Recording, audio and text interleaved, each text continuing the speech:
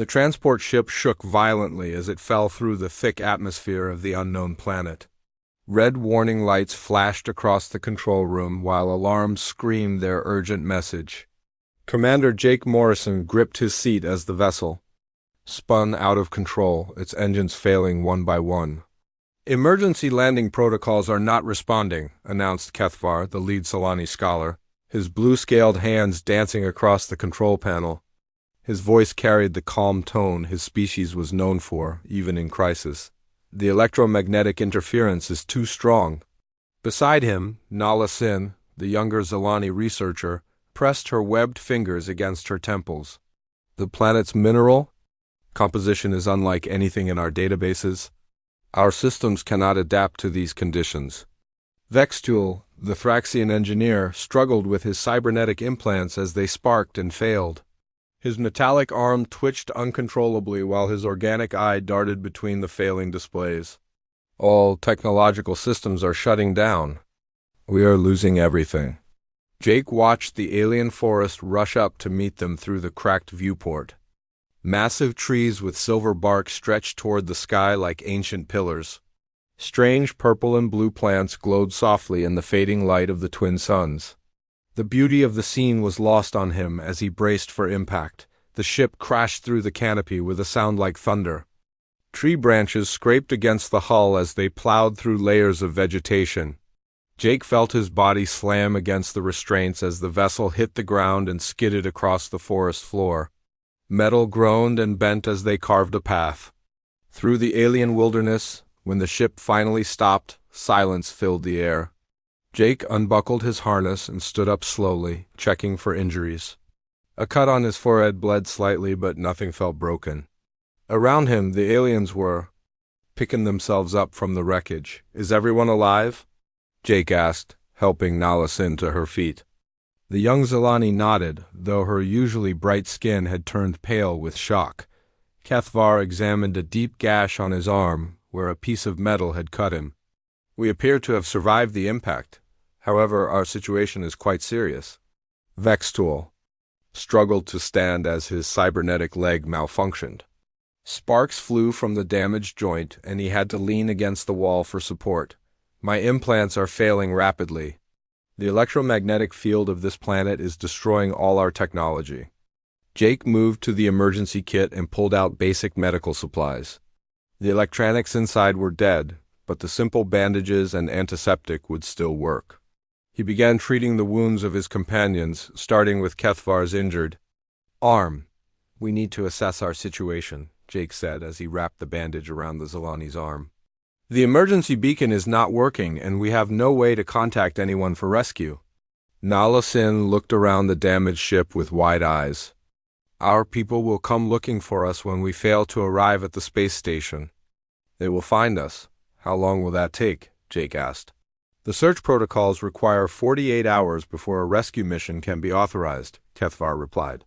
"Then they must locate our last known position and search from there."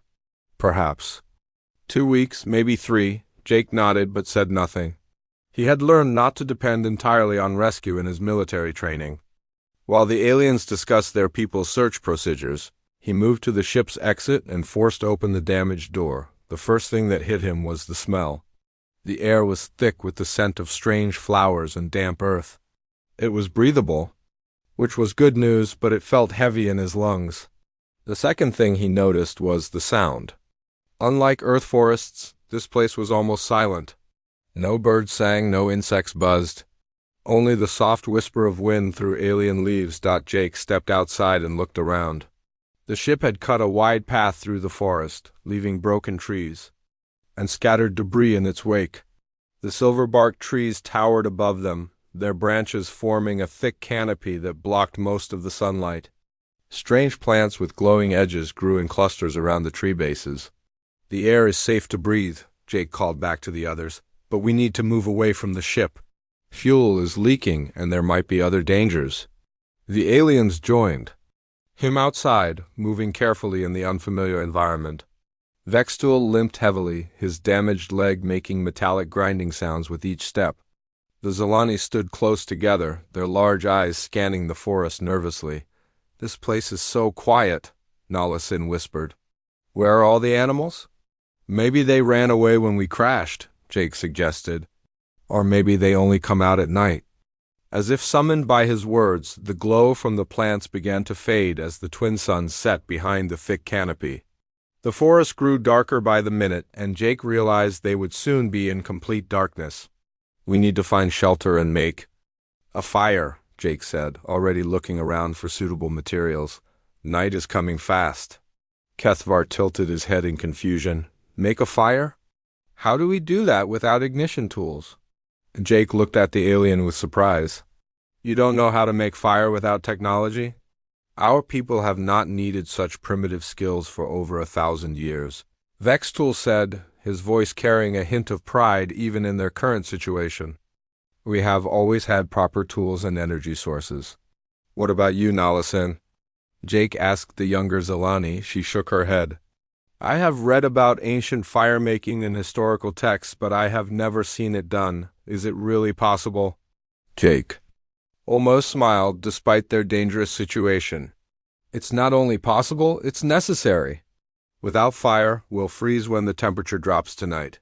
He began gathering dry wood from the forest floor, looking for pieces that would burn well. The aliens watched him with curiosity as he selected different types of material.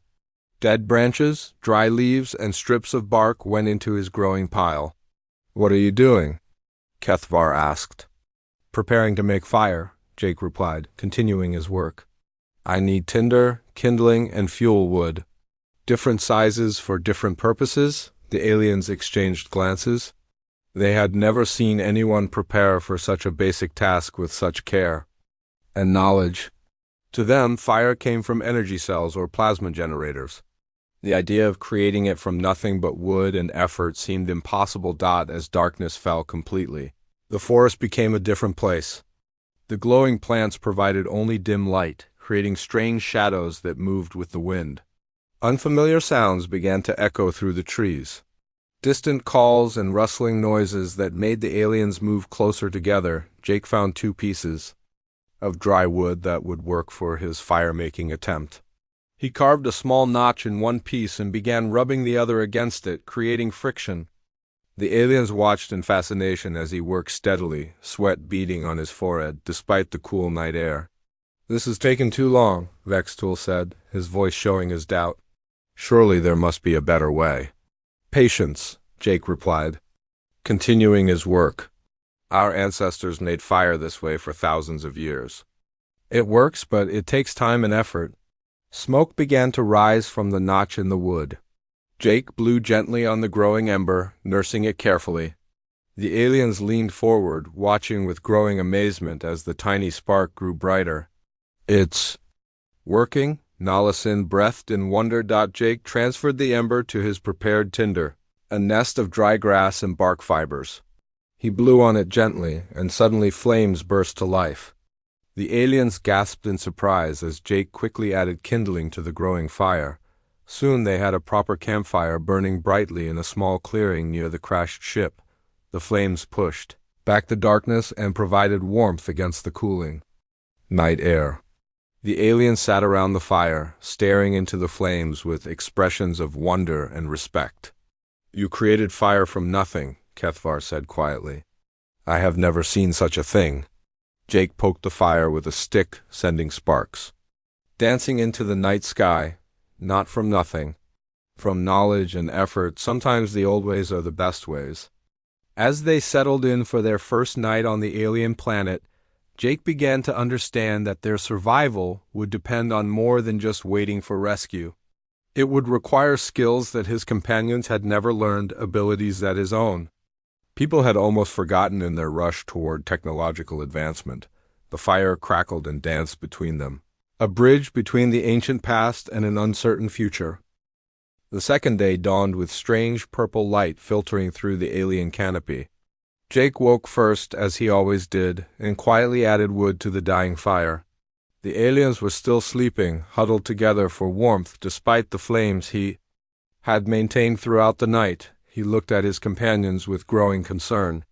Kethvar's blue skin had turned pale, and his breathing was shallow. Nala Sin shivered even in her sleep, while Vextool's cybernetic parts continued to spark and malfunction. They were weakening fast, and Jake knew that waiting for rescue might not be enough. Moving quietly so as not to wake them, Jake began exploring the area around their camp. He studied the crashed ship, looking for anything useful that might have survived the electromagnetic interference. Most of the technology was dead, but he found some metal pieces that could be shaped into tools. The forest around them was full of strange plants and trees he had never seen before. Jake approached each one carefully, using his military survival training to test for danger. He rubbed leaves on his skin to check for poison, smelled different plants to identify potential food sources, and examined the bark of various trees for useful properties. Near a cluster of silverbark trees, Jake found something interesting. The bark peeled away in long strips, and underneath was a fibrous layer that felt strong and flexible. He gathered several strips, thinking they might be useful for rope or binding materials. When he returned to camp, the aliens were awake and sitting around the fire. They looked tired and worried, clearly not used to sleeping on the ground without their comfortable technology. "Where did you go?" Nallison asked, her voice weak from hunger. "Exploring," Jake replied, setting down the bark strips and metal pieces he had collected. "We need to understand our environment if we want to survive." "Survive?" Vextool's mechanical. I focused on Jake with confusion. "We are not trying to survive. We are waiting for rescue."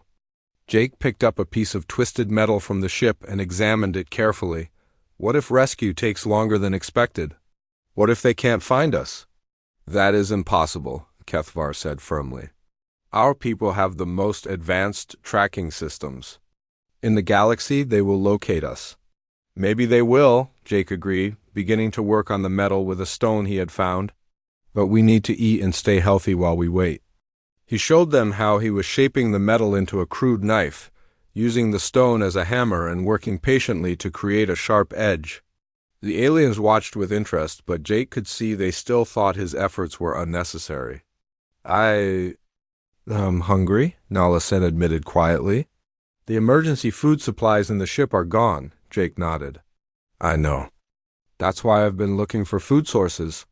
He pointed to several plants he had tested earlier. "These berries are safe to eat. I've tried them myself." The aliens looked at the small purple fruits with disgust. "You want us to eat wild plants?" Vextool asked. "It's better than starving," Jake replied. He had already eaten some of the berries and felt fine. "My people have been eating wild plants for thousands of years. We know how to test them safely." Kethvar shook his head. "The Zilani have evolved beyond such primitive feeding habits. We require processed nutrients and energy supplements." "What happens if you don't get them?" Jake asked. "We become weak and eventually—" Kethvar trailed off, not wanting to finish the sentence. "Then you need to try something new," Jake said gently. "I know it seems strange, but food is food. Your body needs energy to survive." While the aliens debated among themselves, Jake continued. Working on his tools, he created a simple digging stick from a piece of ship metal and a branch. Then he began working on a more complex project, using the bark strips to bind materials together. "What are you making now?" Nallison asked, watching him weave the strips together. "A shelter," Jake replied. "The ship is damaged and unsafe. We need somewhere dry and warm to sleep." He had found a spot between two large trees where he could build a simple lean-to shelter, using branches, bark, and salvaged materials from the ship. Jake began constructing a basic but effective protection from the elements. The aliens watched his work with growing fascination. They had never seen anyone build something useful with such simple materials. Their own shelters were made by machines using advanced materials and energy systems. "How do you know how to do all this?" Nallison asked. "Training," Jake replied. Weaving another bark strip into place.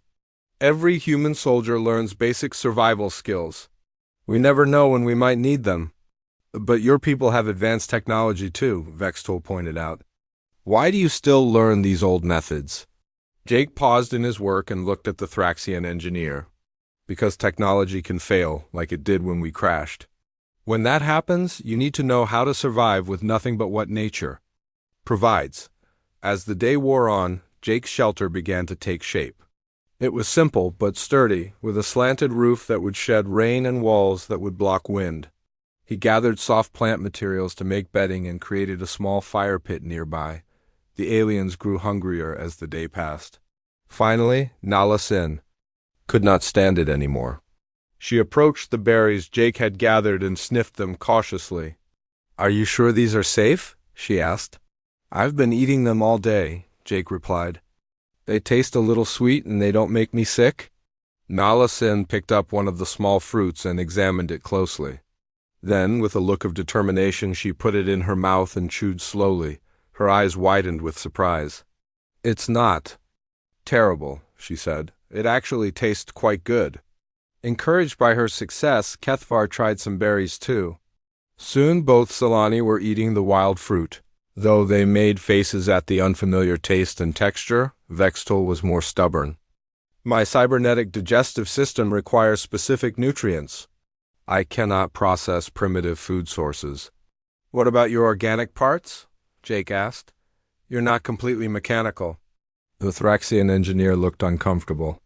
"I have not eaten natural food in over 50 years. My implants have handled all nutritional needs." "Then your implants need to learn," Jake said firmly, "because they're not working anymore." By evening, Jake had completed his basic shelter and gathered enough food for several days. He had also found a small stream nearby that provided fresh water. The aliens were beginning to understand that their situation was more serious than they had first thought. As night fell again, Jake built up the fire and prepared for another cold night. The aliens crowded around the flames, grateful for the warmth and light. Vextul finally tried some of the berries, though he complained about the taste. "This is not how I imagined our diplomatic mission would go," Kethvar said, staring into the fire. "No," Jake agreed. "But we're alive, and that's what matters. How long can we continue like this?" Nala Sin asked. Jake looked around at their small camp. He had built one shelter, made basic tools, and found food and water. But he knew they would need much more if rescue took weeks or months. "As long as we need to," he replied. "Humans have survived in places like this for thousands of years. We can do it too." "You make it sound easy," Vextul said, his voice showing both doubt and admiration. "It's not easy," Jake admitted, "but it's possible. Every day we learn something new about this place. Every day we get better at surviving here." The aliens looked at him with new respect. They were beginning to understand that Jake wasn't just keeping them alive by accident. He was using knowledge and skills that their advanced civilizations had forgotten. Long ago, as they settled down for the night in Jake's shelter, the aliens felt warmer and more secure than they had since the crash. The shelter blocked the wind, the fire provided warmth, and for the first time since landing, they felt like they might actually survive their ordeal. Jake lay awake for a while, listening to the sounds of the alien forest and planning for the next day. He would need to find more food sources, improve their shelter, and continue making tools. Most importantly, he would need to teach his companions how to help themselves. The fire crackled softly as he finally drifted off to sleep, confident that they would see another day. 7 days had passed since the crash, and no rescue ships had appeared in the alien sky. Jake woke each morning hoping to see familiar vessels descending through the purple atmosphere, but the forest remained silent except for the wind through the silver trees. The aliens were changing. Kethvar no longer spoke constantly about rescue protocols. Nala Sin had learned to gather berries and test plants for safety. Even Vextul, despite his complaints, was eating the wild food and helping with camp duties. His cybernetic parts still sparked and failed, but his organic body was growing stronger. Jake had expanded their camp considerably. He built a larger shelter with separate sleeping areas, created a kitchen area with flat stones for preparing food, and dug a storage pit to keep their supplies cool and dry. He had also made several tools, knives, digging sticks, and a crude axe from ship metal and wood. The water collection system Jake built was particularly impressive. He used salvaged materials to create funnels and containers that caught rainwater from the trees. A simple filter made from sand and cloth cleaned the water before they drank it. The aliens watched in amazement as Jake demonstrated how to purify water without any technology. "How do you know all these things?"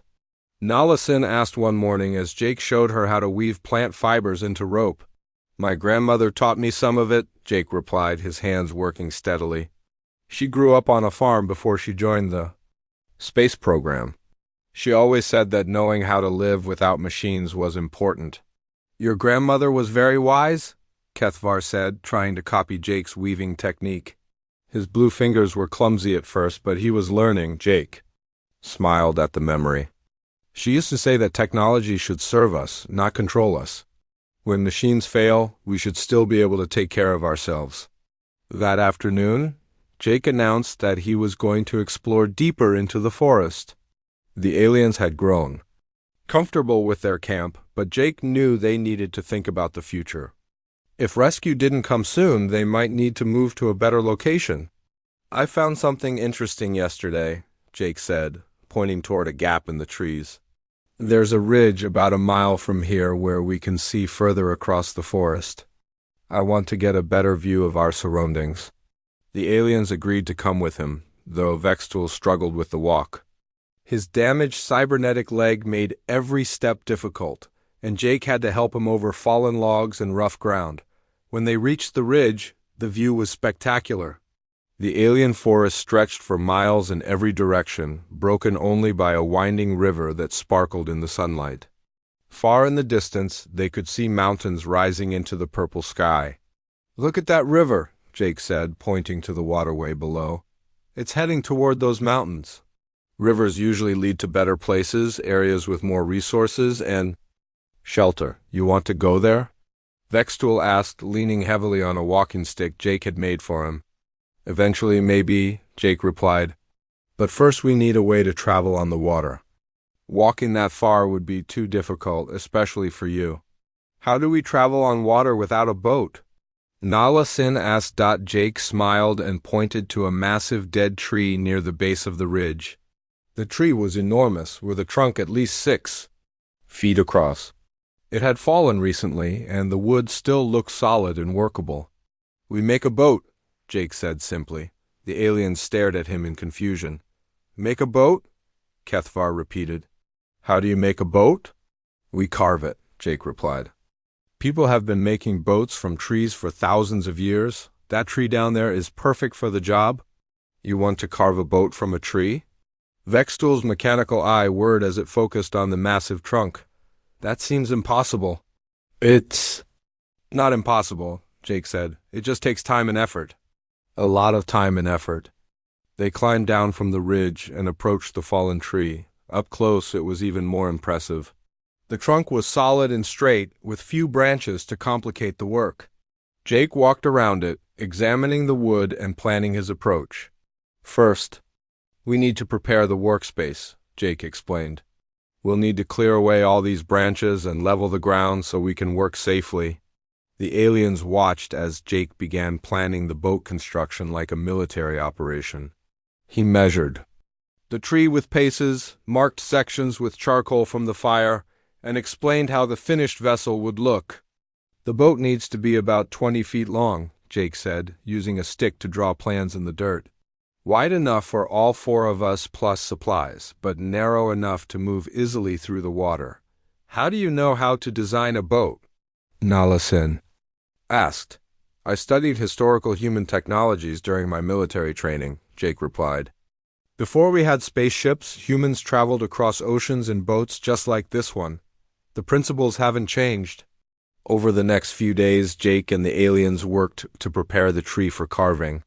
They cleared away branches, smoothed the ground around the trunk, and gathered all the tools they would need.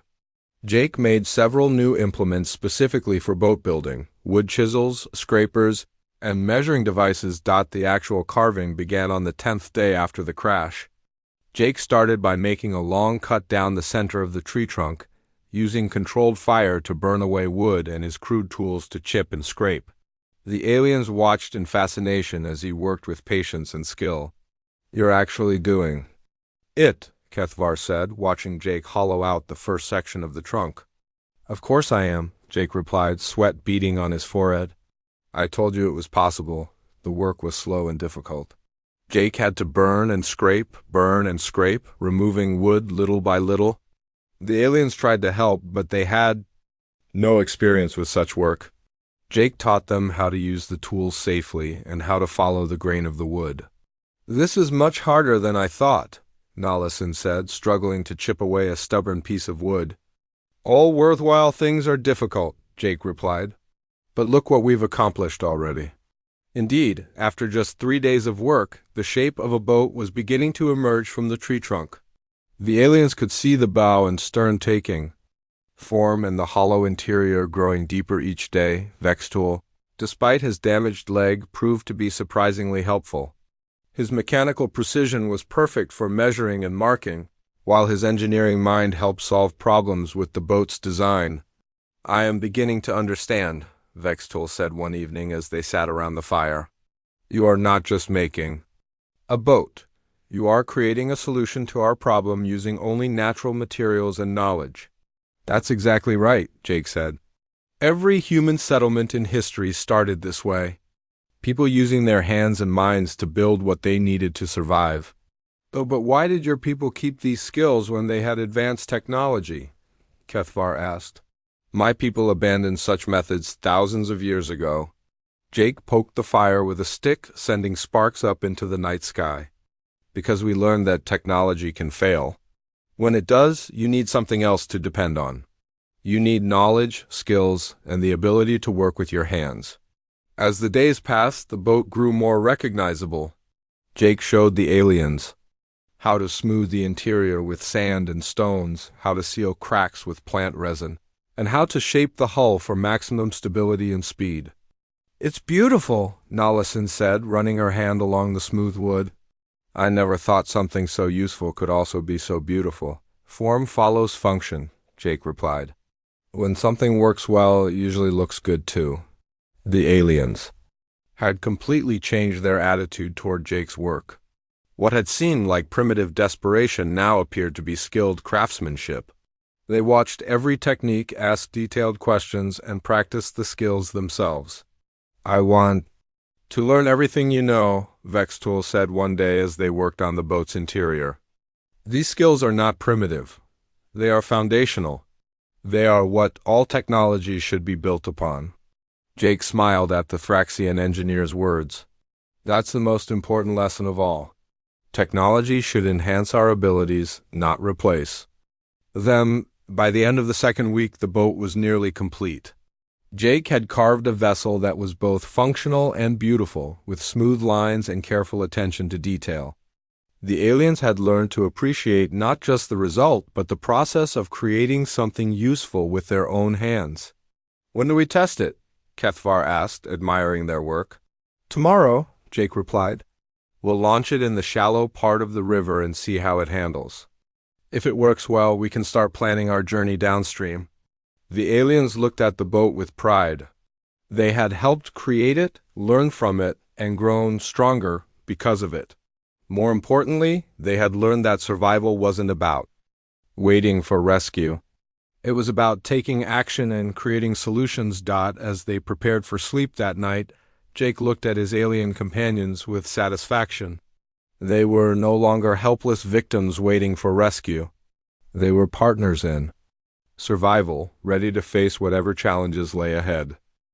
The boat sat at the edge of the river like a sleeping giant.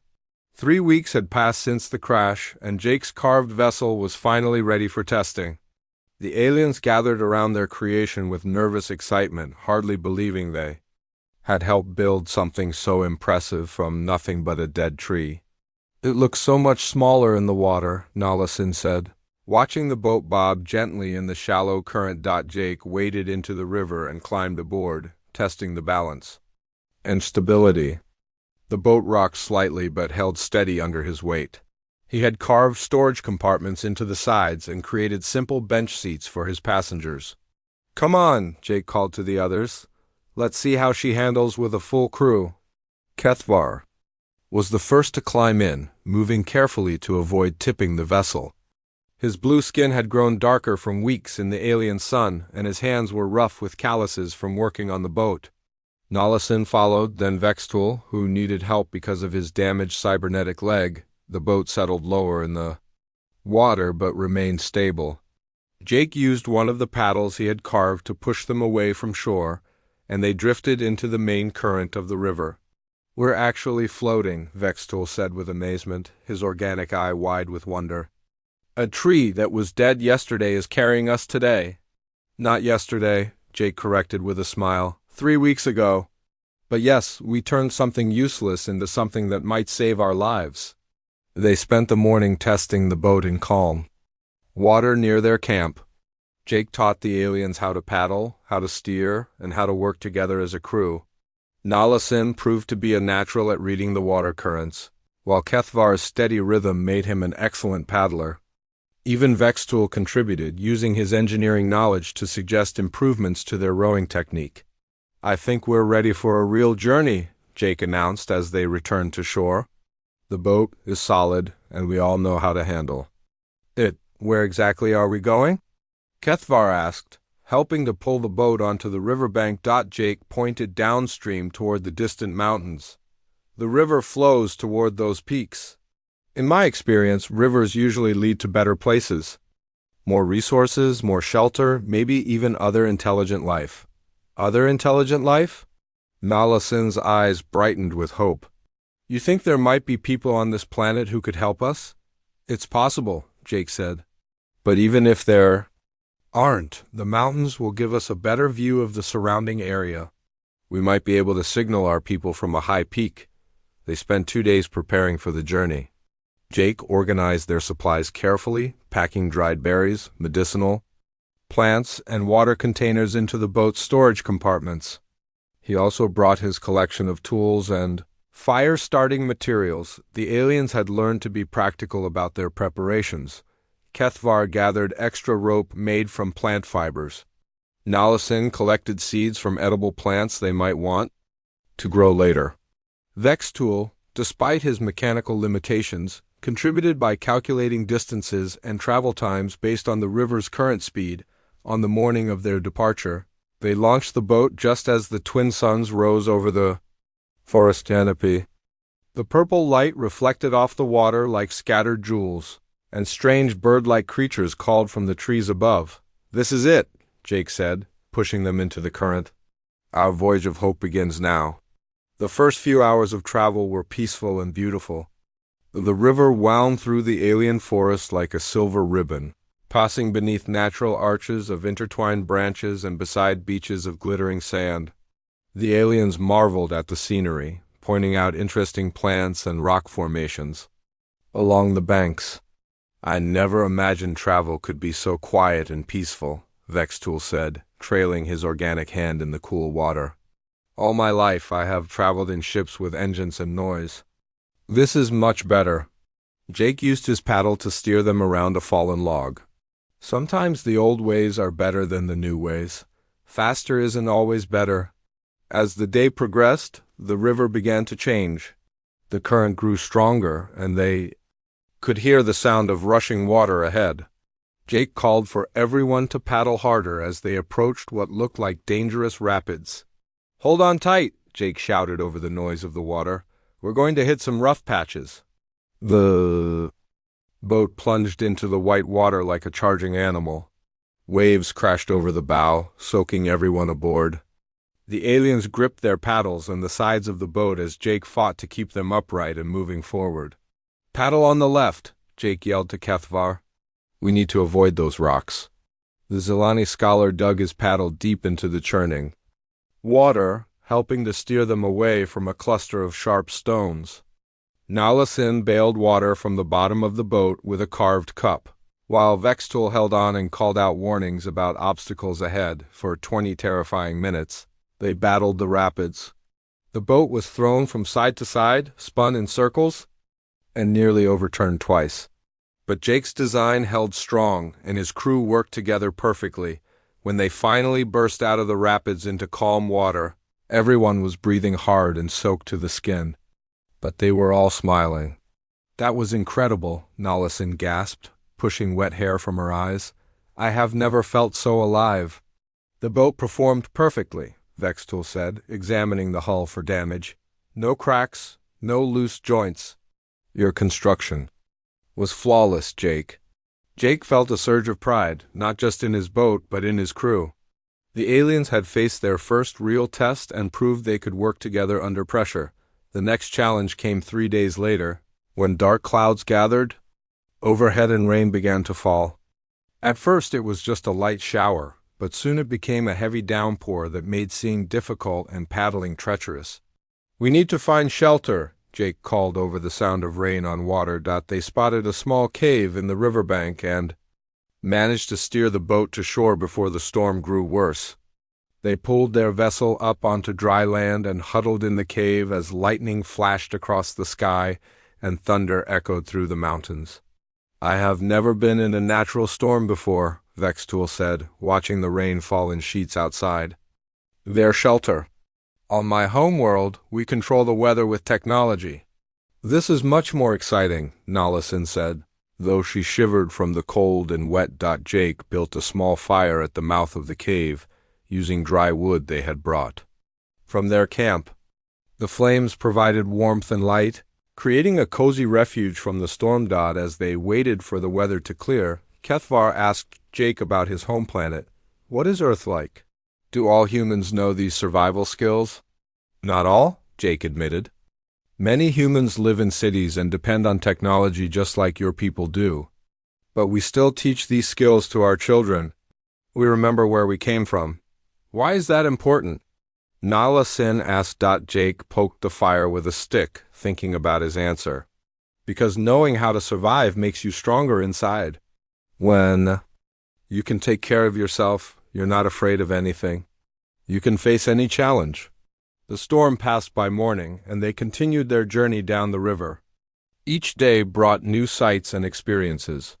They saw herds of strange animals drinking at the water's edge, forests of trees with leaves that chimed like bells in the wind, and rock formations that looked like ancient sculptures. The aliens were changing in ways that went beyond just learning new skills. They moved with more confidence, spoke with more certainty, and worked together like a real team. The helpless crash survivors were becoming capable explorers. "I understand now why your people are so successful in space," Kethvar said one evening, as they made camp on a sandy beach. "You don't just adapt to new situations, you master them." "We don't master them," Jake corrected. "We learn to work with them. There's a difference." On the 7th day of their river journey, they rounded a bend and saw something that made them all sit up with excitement. In the distance, partially hidden by trees, was what looked like a structure. Not a natural formation, but something built by intelligent hands. "Is that a building?" Nala Sin asked, shading her eyes against the sun. Jake squinted at the distant shape. "It could be. Let's get closer and find out." As they paddled toward the mysterious structure, Jake felt a mixture of hope and caution. After weeks of survival in the wilderness, the possibility of finding other intelligent life was both exciting and frightening. "Whatever we find," Jake said to his companions, "we face it together. We're not the same people who crashed in that forest. We're stronger now." The aliens nodded in agreement. They had learned that survival wasn't about waiting for rescue. It was about creating their own solutions and never giving up hope. Their carved tree boat carried them forward toward an uncertain future, but they faced it without fear. The structure turned out to be an ancient stone tower, covered with vines and worn smooth by countless years of weather. As their boat approached the shore, Jake could see that it was definitely built by intelligent beings, though it looked abandoned. "Should we investigate?" Kethvar asked, his voice mixture of excitement and nervousness. "Carefully," Jake replied, steering the boat toward a natural landing spot. "We don't know who built it or if anyone still lives here." They pulled the boat up onto the rocky shore and approached the tower slowly. Jake led the way, carrying one of his carved knives. The aliens followed close behind, their eyes wide with curiosity. The tower was even more impressive up close. It stood about 50 feet tall and was made of perfectly fitted stones that needed no mortar to hold them together. Strange symbols were carved around the base, but they were too worn to read clearly. "This is very old," Vextool said, running his organic hand over the smooth stone. "Thousands of years, maybe more." Jake found an entrance on the side facing away from the river. The doorway was partially blocked by fallen rocks, but they managed to squeeze through into the dark interior. Inside, the tower was hollow except for a spiral staircase that wound up the walls toward the top. Sunlight filtered down from openings high above, creating patches of light and shadow on the stone floor. "Let's climb to the top," Jake suggested. "We might be able to see our people's ships from up there." The staircase was worn but solid. They climbed slowly, with Vextool leaning heavily on his walking stick. Halfway up, they found carved images on the walls showing creatures that looked similar to the aliens in their group. "These beings look like us," Nalasin said, tracing one of the carvings with her finger. "Maybe this planet was inhabited by our ancestors long ago." At the top of the tower, they emerged onto a circular platform with a commanding view of the surrounding landscape. The river stretched away in both directions like a silver thread, and the forest canopy rolled toward the horizon in waves of green and silver. "There," Kethvar said suddenly, pointing toward the sky. "Do you see that?" Jake shielded his eyes and looked where the Zilani was pointing. High above the forest, almost invisible against the purple sky, were tiny points of light moving in formation. "Ships," Jake breathed. "Rescue ships." The aliens began jumping up and down with excitement, waving their arms and shouting at the distant vessels. But the ships were too far away to see them, and they showed no signs of changing course. "We need to signal them," Vextool said urgently. "How do we get their attention?"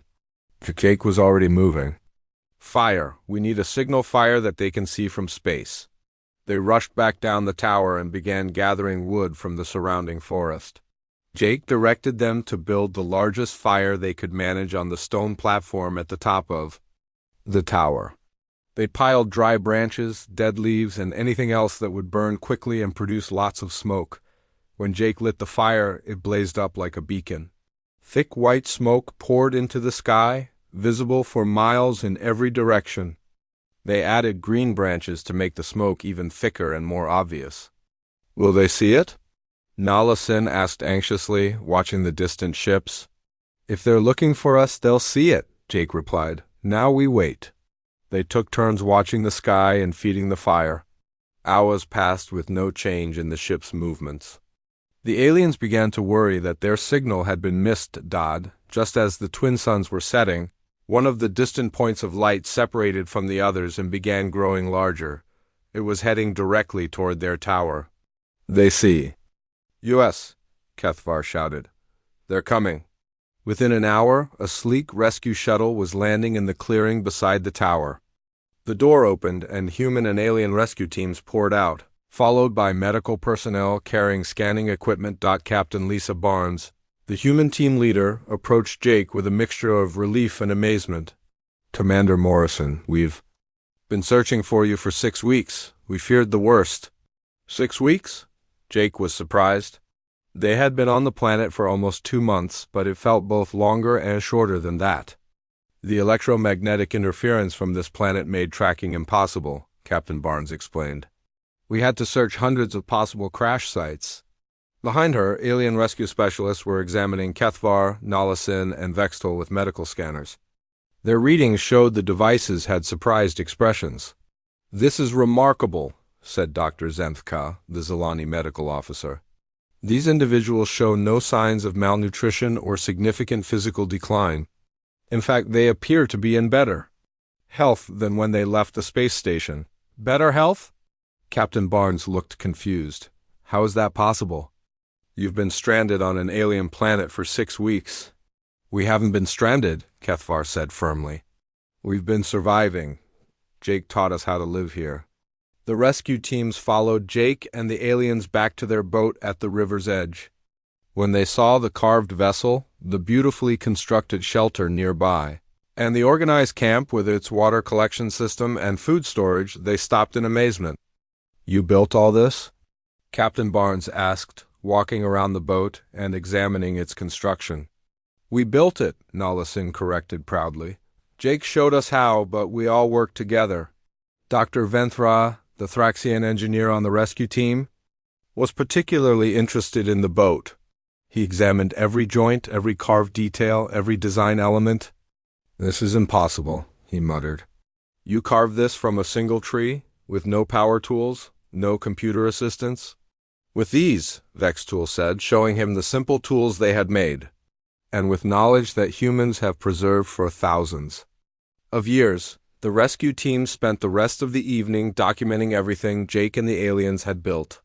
They took pictures, made measurements, and asked detailed questions about every technique and skill they had used. "This will change everything," Dr. Zenthka said to Captain Barnes.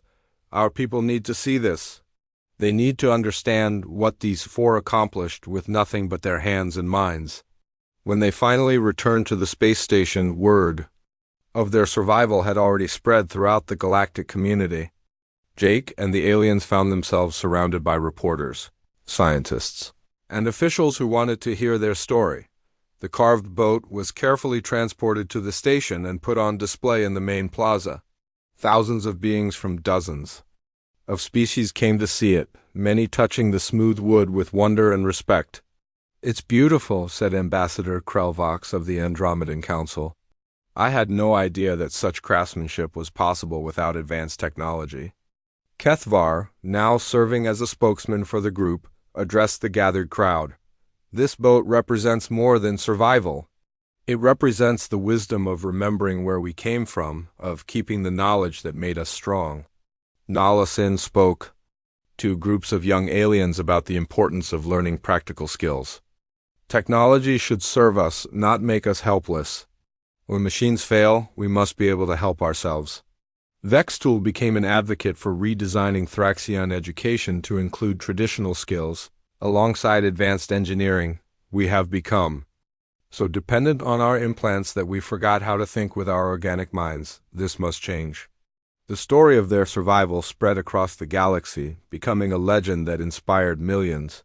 Human survival schools reported a massive increase in enrollment, as other species wanted to learn the techniques that had saved the four crash survivors.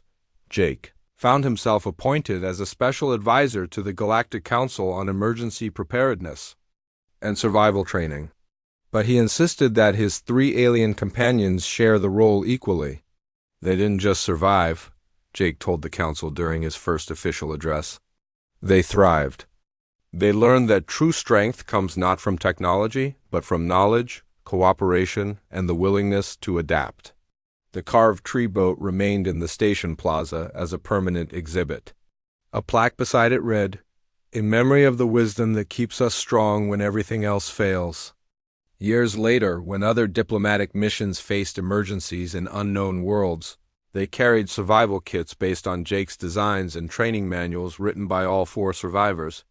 The techniques that had saved them on that alien planet became standard knowledge throughout the galaxy, but more importantly, the relationship between humans and other species changed forever. Humans were no longer seen as primitive beings who had stumbled into space.